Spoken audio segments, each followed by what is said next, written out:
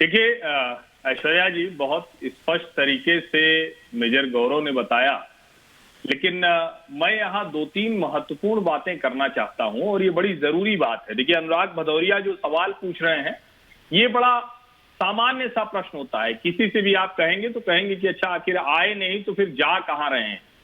अब भारत और चीन का जो बॉर्डर है वो कोई पक्के तौर पर बंधा हुआ एक कहें कि निश्चित सीमा रेखा वाला बॉर्डर नहीं है, और ये हमेशा इस देश ने स्वतंत्रता के बाद से ही लगातार इन चुनौतियों को झेला है।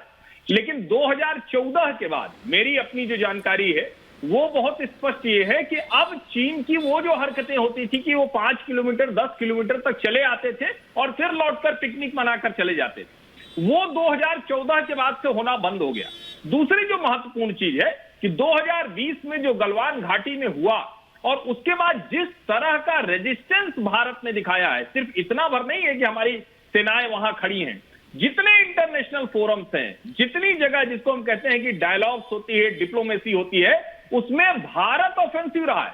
पहली बार भारत के विदेश मंत्री डॉक्टर एस जयशंकर एक महीने के भीतर 2 बार 3 बार ये कहते हैं कि हमारे चीन से रिश्ते बेहतर नहीं हो सकते क्योंकि चीन उन शर्तों का उल्लंघन कर रहा है जिसका जिक्र अभी मेजर गौरव भी कर रहे थे। यहाँ एक बात और महत्वपूर्ण है, रिश्ते अच्छे हैं किससे?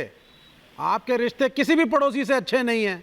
नेपाल भी आपको आंखें दिखा रहा है, ये कम्युनिस्ट श्रीलंका अपने रास्ते है, बांग्लादेश ये हमेशा चाहते हैं कि भारत को कमतर दिखाएं। अरे भारत एक बहुत बड़ा देश है, भारत एक मजबूत देश है, हमारे रिश्ते सभी से अच्छे हैं, श्रीलंका हो, मालदीव हो, भूटान हो, नेपाल हो, हमारे रिश्ते सभी से अच्छे हैं। कुछ नहीं होता। या तो आपको जानकारी नहीं है। मैं आपसे सीधी बात कह रहा हूँ महाराज, किस देश के साथ आपके अच्छे, किस पड़ोसी के साथ दोस्ती है, ये बता दीजिए। किस पड़ोसी के साथ दोस्ती है आपकी? आपकी डिप्लोमेसी फेल है। अगर आपको नहीं समझ में आ रहा है, 2014 के बाद 2014 के बाद आपके अग्रेशंस चाइना के साथ बढ़े हैं। ये बातें बोलना नहीं चाहिए। आपके रिलेशंस खराब हुए हैं। अमेरिका को खुश करने के चक्कर में आपने अपने रिलेशन सबसे खराब करे हैं। और अमेरिका भी आपके साथ नहीं है, क्योंकि अमेरिका किसी के साथ नहीं है। अमेरिका यूक्रेन के साथ भी नहीं था।